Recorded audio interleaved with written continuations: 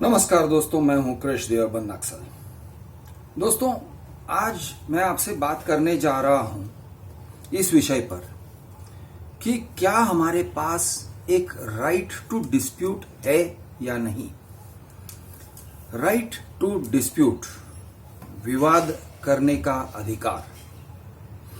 अब मैं विवाद जो है उसको आपके सामने रखता हूं कि विवाद किस चीज को कहते हैं। आप बिल्डर के साथ एक कॉन्ट्रैक्चुअल एग्रीमेंट में जाते हो। एक एग्रीमेंट है, एग्रीमेंट कहता है कि आप इतने पैसे दोगे और वो आपको इतने महीनों में या इतने वर्षों में एक फ्लैट देगा। 2024 जून में वो आपको एक फ्लैट देगा जिसका डायमेंशन होगा 530 स्क्वायर फीट वगैरह वगैरह, और आप इस शेड्यूल के हिसाब से पैसे दोगे। तो आपका जो ये एग्रीमेंट है वो एक पीरियड के लिए है, यानी 2024 जून तक तो वो एग्रीमेंट एकदम आपको ट्रैक पे रखता है। बिल्डर को नहीं।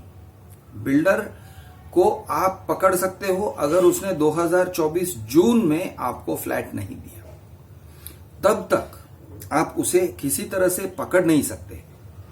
वो कई बार डिले करेगा या अनड्यू डिमांड करेगा। आपका जो वाद विवाद करने का जो अधिकार है वो बहुत कम है, यानी कि your right to dispute is almost zero. आप वाद विवाद मतभेद नहीं कर सकते हो। अगर आप करते हो, आप डिस्प्यूट करते हो, तो आपके पास रास्ते क्या हैं डिस्प्यूट करने के। अगर बिल्डर के बर्ताव में आपको कुछ गलत लगा, उदाहरण के तौर से अगर उसने आपको जो डिमांड भेजा वो कुछ ज्यादा था, या उसने डिलेड पेमेंट के लिए इंटरेस्ट डाल दिया और आपने डिलेड पेमेंट किया नहीं था, या आपने डिलेड पेमेंट किया था लेकिन उनके ऑफिस से बात करके पूछ के उनको बताकर आपने किया था और उनके ही लोगों ने कहा था कि सर चलेगा, डोंट वरी, हम एडजस्ट कर लेंगे, और फिर उन्होंने एडजस्ट नहीं किया और उन्होंने आपके ऊपर पेनल्टी डाल दिया, और वो भी बहुत ही भारी पेनल्टी।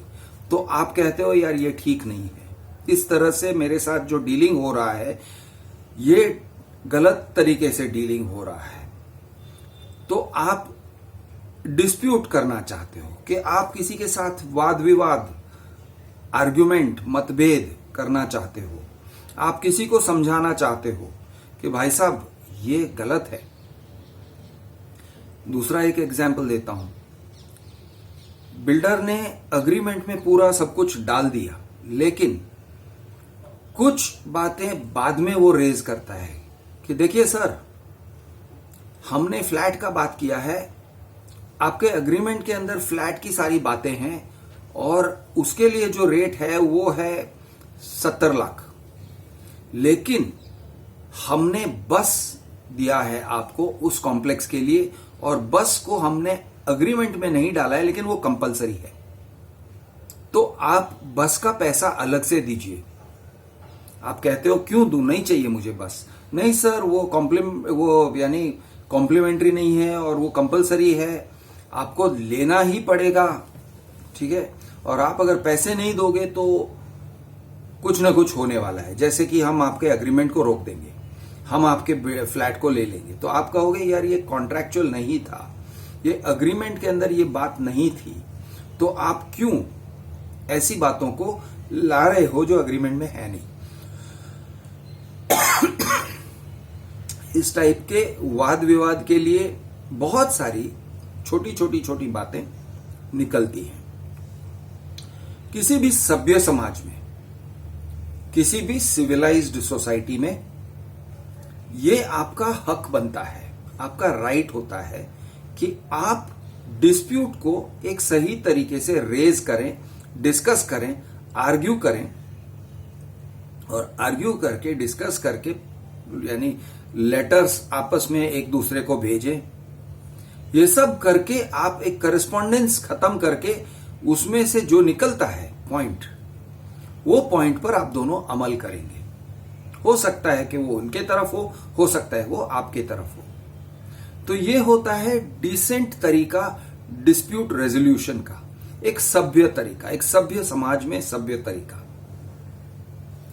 लेकिन दोस्तों मुझे लगता है कि ये सभ्यता, सभ्य समाज के जो रूल्स हैं वो आपका बिल्डर के रिश्ते में है ही नहीं, वो निकाल दिए गए हैं। और सभ्यता वाली जो बात है कि मेरी बात सुनी जानी चाहिए, मुझे मेरी बात कहने को सामने से एक पॉइंट, एक मौका दो, वो डिस्प्यूट रेजोल्यूशन का जो मैकेनिज्म होना चाहिए बिल्डर के केस में वो होता ही नहीं है। तो बिल्डर के केस में होता कैसे है, थोड़ा सा आपको ध्यान दिला दूं। जो जिन लोगों ने डिस्प्यूट किया है, जिन लोगों ने किसी भी तरह का वाद विवाद या मतभेद प्रकट किया है बिल्डर के बर्ताव से या चार्जेस से या स्क्वायर फुट को लेके या फिर एमिनिटीज को लेके या किसी भी तरीके के बात को लेके, तो उनको पता होगा कि वाद विवाद करने का आपके पास कोई पावर नहीं है।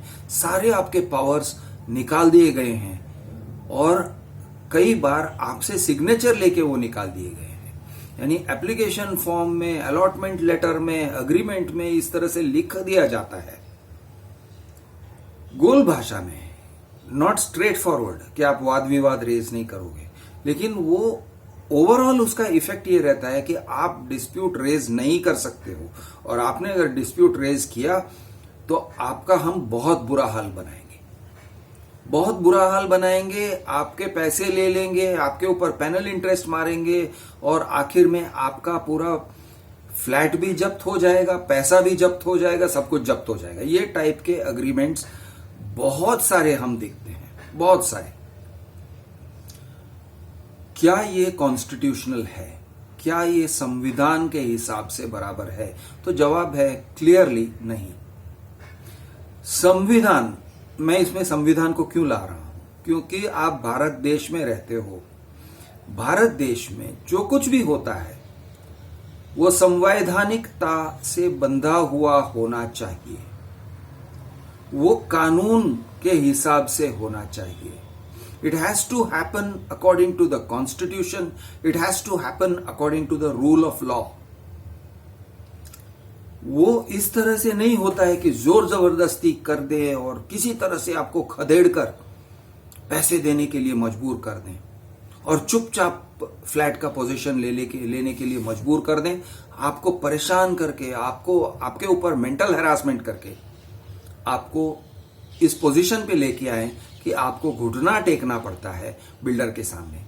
ये गलत है, ऐसे नहीं होना चाहिए।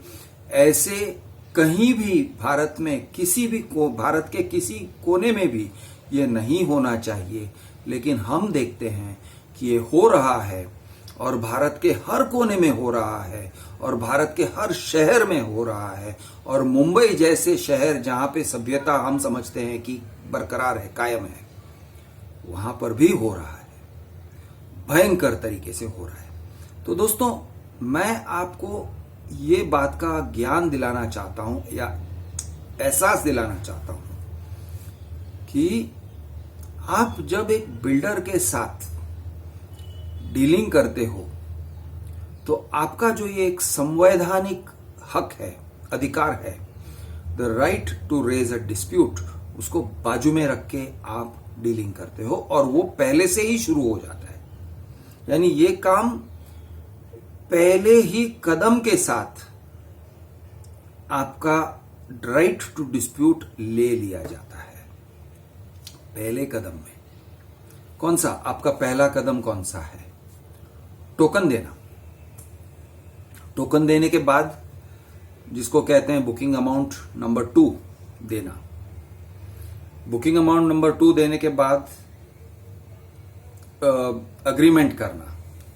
अग्रीमेंट के बाद या तो फंड्स डिसबर्सल करना, आप अगर सेल्फ फंडेड हो, या फिर बैंक से लोन डिसबर्सल करवाना।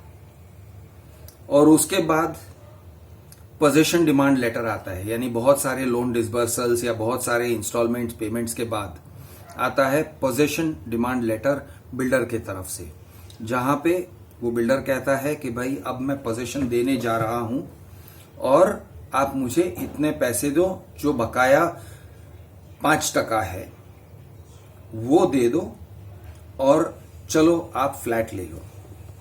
तो डिस्प्यूट्स यहां पे कहां पे अराइज होते हैं। पहली बात है कि आपसे टोकन ले लिया जाता है तो छल से लिया जाता है, जबरदस्ती करके लिया जाता है, प्रेशर मार के लिया जाता है, आपके ऊपर समय का प्रेशर डालते हैं, समय की पाबंदी होती है। वो कहते हैं सर ये जो डील है ना हमारे बीच में, ये आज के आज, अभी के अभी है, आप अगर दरवाजे से बाहर जाओगे, कहीं बात करके आओगे, हम कैंसिल कर देंगे सर। अब आज ये जो हम रेट डिसाइड कर रहे हैं 65 लाख, 70 पे शुरू किए थे, 65 पे हमने नेगोशिएशन क्लोज किया है। अभी के अभी टोकन दे दो सर, स्वाइप कर दो, वरना तुम्हारा ये राइट चला जाएगा। अब कल आओगे और बोलोगे 65 लाख, हम कहेंगे मना कर देंगे। तो इस तरह से प्रेशर डाला जाता है और प्रेशर में आके, वैसे प्रेशर में नहीं आना चाहिए, फ्लैट बायर को प्रेशर में नहीं आना चाहिए। वो अपने आप को प्रेशर से अपनी सुरक्षा करनी चाहिए। लेकिन लोग प्रेशर में आ जाते हैं, जनता जनता है, पब्लिक है, वो प्रेशर में आ जाते हैं। तो प्रेशर में आके वो टोकन स्वाइप कर देते हैं और टोकन स्वाइप होने के बाद दूसरे दिन तीसरे दिन उनको पता चलता है कि यार ये गलत हो रहा है, यहां पे कुछ गलत है। या तो उनको पता चलता है कि मैंने कुछ बोला था या उन्होंने कुछ बोला था और एक्चुअली दिखाया था कुछ और मैंने साइन किया है वो कुछ और है। उन्होंने दिखाया था 700 स्क्वायर फीट का फ्लैट और पता चलता है वो 650 स्क्वायर फीट या 620 स्क्वायर फीट का फ्लैट है। पेपर वर्क में गड़बड़ी है। तो इस तरह से कई बार लोगों को पता चलता है कि ये टोकन मैंने जो दिया है मुझे वापस लेना है क्योंकि ये ठीक नहीं है। कई बार बाद में चल के पता चलता है कि यार मैंने सोचा था कि मैं लोन के लिए एलिजिबल हूं। बिल्डर के ऑफिस ने मुझे एहसास भी दिलाया था कि मैं इतने लोन के लिए एलिजिबल हूं, कि मुझे 40 लाख का लोन मिलेगा। लेकिन एक्चुअल में मैं जाके कैलकुलेशन करके देख रहा हूं तो मुझे पता चलता है कि ये लोन नहीं होने वाला है और अगर होता है तो मैं ये ईएमआई नहीं भर पाऊंगा। यानी मेरे कैलकुलेशन में गड़बड़ी है। और इन्होंने जो मुझसे स्वाइप करवा के ले लिया है 70 लाख के फ्लैट के लिए या 65 लाख के फ्लैट के लिए, मैं ये 65 लाख नहीं भर सकूंगा। आपको पता चलता है कभी एक दिन के बाद, कभी 2 दिन के बाद, सोचने के बाद, कभी किसी के साथ डिस्कस करने के बाद। आपका हक होना चाहिए कि आप अपने टोकन वापस ले लो। वैसे कानूनी तौर से आपका हक है, आपका राइट है, कानून में लिखा है, रेरा में लिखा है, कई जगह पे ऑर्डर्स आए हैं, लेकिन ये लोग उसका पालन नहीं करते हैं। ये कहते हैं तुम्हारे 45,000 जब्त हो गए, मेरे हो गए। गलत है, झूठ है। लेकिन झूठ बोलना गुनाह नहीं होता है दोस्तों, झूठ बोलना गुनाह नहीं है। Attempt to take away your money is not a crime. आप और मैं करेंगे तो हमको शायद अंदर भी डाल देंगे, लेकिन कंपनीज करते हैं, अपने सेल्समैन के थ्रू करते हैं, अपने सीआरएम के थ्रू करते हैं, गुनाह नहीं है। आप समझो कितनी बड़ी बात है, कितनी बड़ी इनइक्वालिटी है कि कितनी बड़ी असमानता है आपके और कंपनी के बीच में। आप अगर किसी के पैसे लेने की कोशिश करते हो तो आपको डर रहता है कि मेरे ऊपर केस हो जाएगा, कि पुलिस मेरे ऊपर केस कर देगी। लेकिन ये कंपनियां आपसे पैसे लेने की कोशिश में हमेशा लगे रहते हैं। ये आपका 45,000 जब्त हो गया, या आपका 5 लाख जब्त हो गया, या आपका 50 लाख जब्त हो गया। इस तरह से वो लेटर लिख भी देते हैं।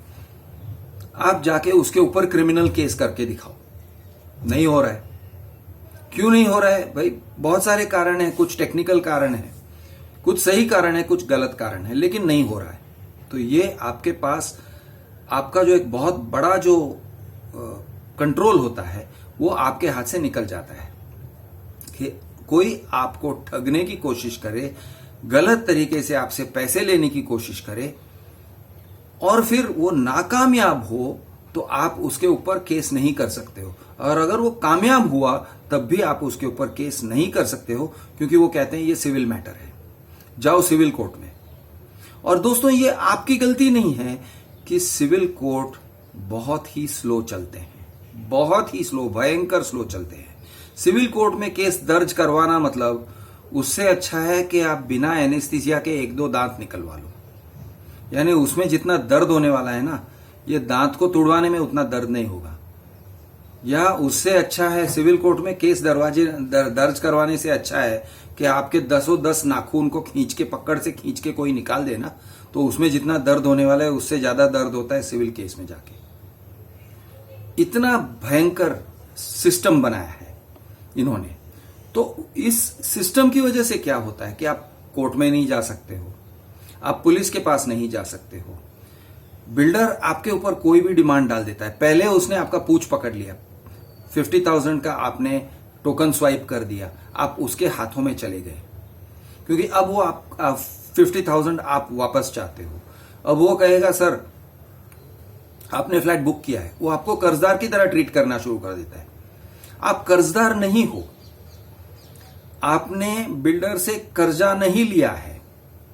समझो आप 70 लाख का फ्लैट बुक कर रहे हो तो आपने 70 लाख रुपए का लोन नहीं लिया है बिल्डर से, आपने 70 लाख रुपए का फ्लैट बुक किया है, वो भी अंडर कंस्ट्रक्शन, शायद अंडर कंस्ट्रक्शन भी नहीं होगा, लॉन्च स्टेज में, यानी कि वो सिर्फ पेपर पर है, नक्शे में है, प्लानिंग स्टेज पे है। लेकिन उनका इस तरह से बर्ताव होता है जैसे कि आपने 70 लाख रुपए बिल्डर से ले लिए और अपने बैंक में जमा कर दिए। तो वो कहते हैं सर आप हमें इतना दोगे, अब इतना नहीं दोगे तो उसके ऊपर पेनल्टी मारेंगे और इंटरेस्ट मारेंगे और आप हमको इतना दोगे। आपने सर 50 का टोकन स्वाइप कर दिया, लेकिन हमने आपको कहा था कि दूसरे दिन या तीसरे दिन आपको बाकी के 4.5 लाख रुपए देने हैं और 5 लाख रुपया का रकम देना है। आप नहीं दे रहे हो सर, हम 5 लाख, ये 4.5 लाख रुपए पे इंटरेस्ट मारने लगेंगे, हम आपको पेनल्टी मारेंगे कि हमारा एडमिनिस्ट्रेशन चार्जेस है फलाना ढिमका, वो चार्जेस डालते हैं। आप घबरा जाते हो, आप कहते हो यार पहले तो 45 लाख दे दिए हैं या 50,000 दे दिए हैं, अब वो 4.5 लाख मांग रहे हैं और मैं 4.5 लाख मांगने में थोड़ी देर कर रहा हूं क्योंकि मेरे मन में बहुत सारे प्रॉब्लम्स हैं और ये लोग मेरे प्रॉब्लम्स को सॉल्व नहीं कर रहे हैं। प्रोजेक्ट के बारे में मेरे सवाल हैं, वो जवाब नहीं दे रहे हैं, जवाब दे रहे हैं गलत जवाब दे रहे हैं। जो चीज उन्होंने मुझे दिखाया था वो देने वाले नहीं है, ये अभी ऑलरेडी क्लियर हो गया है। अब मैं वापस हटना चाहता हूं, लेकिन वो मेरे ऊपर पेनल्टी पे पेनल्टी मारे जा रहे हैं और पेनल्टी तो मार ही रहे हैं। वो मुझे लेटर्स भेज रहे हैं, वो मुझे लीगल नोटिस टाइप के भेज रहे हैं, वो टर्मिनेशन नोटिस, तुम्हारे पैसे चले जाएंगे, ऐसे सब भेज रहे हैं। ये सब करके आप क्या कहते हो? आप कहते हो यार मैं किसी के साथ बात करूं, कोई मैनेजर है जिससे मैं बात कर सकता हूं, डिस्कस कर सकता हूं, कोई मैनेजर है जिसको मैं लेटर लिख सकता हूं, होना चाहिए। आपके सारे प्रॉब्लम्स के सही जवाब, पूरे जवाब देने के लिए कोई होना चाहिए कंपनी में कायदे से। लेकिन जानबूझ के कंपनी में ऐसे इंसान नहीं होते हैं। और आपका बात किससे होना चाहिए? कंपनी के डायरेक्टर से या कोई बहुत ही रिस्पॉन्सिबल बंदे से होना चाहिए जिसके नाम से कंपनी चल रहा हो। लेकिन ये आपको उनसे बात नहीं करवाते हैं, वो बात करवाएंगे कोई बहुत ही निचले दर्जे के इंसान से, एम्प्लॉय से, या फिर एम्प्लॉय भी नहीं, कभी कभी पता चलता है वो चैनल पार्टनर है और आप अपना पूरा एनर्जी चैनल पार्टनर के ऊपर डाल रहे हो। तो इस तरह से दोस्तों टोकन के स्टेज पे, बुकिंग अमाउंट 2 के स्टेज पे, अग्रीमेंट के स्टेज पे, कई स्टेजेस पे आप डिस्प्यूट रेज नहीं कर सकते हो। जैसे ही आपने डिस्प्यूट रेज किया वो आपको लेटर भेजेंगे और फिर आपको वो और एक ट्रिक वो करते हैं और एक उनका पैंतरा है। वो क्या करते हैं, सीआरएम में जाएगा, सीआरएम से आपको कॉल आएगा, सीआरएम आपके साथ बहसबाजी करेगा और फिर आपको एक लेटर भेजते हैं, हाँ सीआरएम ने बात कर दिया, योर कंप्लेंट इज क्लोज्ड। अरे कंप्लेंट क्लोज क्या हुआ यार, तुमने जवाब ही नहीं दिया है, कंप्लेंट इज क्लोज्ड, जाओ। तो सभ्य समाज की जो नियम है लेन देन के, जब आप बिल्डर के साथ में डीलिंग करते हो तो वो सभ्य समाज को भूल जाओ, संवैधानिकता को भूल जाओ, कॉन्स्टिट्यूशनैलिटी और कायदे कानून की जो सुरक्षा है आपके लिए उसको बाजू में रख दो, भूल जाओ। क्योंकि कायदे कानून बहुत बाद में आएंगे, बहुत ही बाद में आएंगे अगर आए तो। यानी आग से जल के आपका घर, आपका जो मनोस्थिति है, आपका जो ये है साइकोलॉजी है, आपका जो सारा धन है, वो सारा खत्म हो जाएगा, जलकर राख हो जाएगा। तब जाके शायद आपको सिविल कोर्ट से या किसी भी कोर्ट से आपको मदद मिलेगी, शायद बहुत हाथ पांव मारोगे तब। यानी कि समय पर ये लोग आते नहीं है। ये फायर ब्रिगेड की तरह हैं, बेचारे फायर ब्रिगेड थोड़ा ज्यादा ही बदनाम है उनसे, या पुलिस की तरह हैं। खून खराबा हो जाने के बाद आराम से टहलते टहलते आएंगे और तब तक बहुत देर हो चुकी होगी। तो दोस्तों, बिल्डर्स के साथ जब आप डील करते हो तो आपको सबसे बड़ी बात ये ध्यान में रखना है, कोई भी बिल्डर हो, बड़ा ब्रांडेड बिल्डर जितना बड़ा है उतना ज्यादा खतरनाक है, क्योंकि उसके पास उतने ज्यादा लोग हैं, सेल्स वाले, सीआरएम वाले, इस तरह के बहुत सारे लोग हैं। तो जितना बड़ा बिल्डर है उससे आपको और भी डरना है। मैं ये नहीं कह रहा हूं कि छोटे बिल्डर सेफ हैं, बड़े कमीने होते हैं छोटे बिल्डर्स भी, और आपको ऐसे खड्डे में उतार देते हैं कि आप जिंदगी भर उसमें से नहीं निकल पाओगे। लेकिन बिल्डर्स की मैं बात कर रहा हूं इन जनरल। तो बिल्डर्स को ये एक तरीका, यानी उन्होंने बहुत अच्छी तरह से उसके ऊपर मास्टरी कर लिया है कि वो किस तरह से आपको अपने डिस्प्यूट रेज करने से रोकें। आपका जो डिस्प्यूट रेज करने का जो हक है, जो अधिकार है, उसको कैसे आपसे छीन लें, खींच के छीन लें। और सभ्य समाज के अंदर आप रहते हो, लेकिन उस सभ्य समाज के अंदर बड़ी असभ्य व्यवहार आपके साथ करते हैं बिल्डर्स। और भी लोग हैं, कंपनीज भी करते हैं, अपने एम्प्लॉयज के साथ भी असभ्य व्यवहार होता है, वो सब एक अलग डिस्कशन है। अभी फिलहाल जो डिस्कशन चल रहा है वो बिल्डर्स के बारे में चल रहा है। तो बड़ी असभ्यता के साथ आपके सारे अधिकार निकाल देते हैं। अब आपके पास एक ही रास्ता होता है कि वो जैसे कहते हैं वैसे आप करो, उसके सिवा आपके पास कोई चारा बचता नहीं है। अगर आप करोगे तो ठीक रहोगे, जैसे ही आप वापस खींचोगे, जैसे ही आप रेजिस्ट करते हो कि मैं ये नहीं करूंगा, जैसे ही आप कहते हो कि मुझे डिस्प्यूट रेज करना है, वहां से शुरू हो जाता है आपका दर्द। मैं हूं आपका दोस्त कृष दी अर्बन नक्सल। जय हिंद, जय महाराष्ट्र, जय जवान, जय किसान।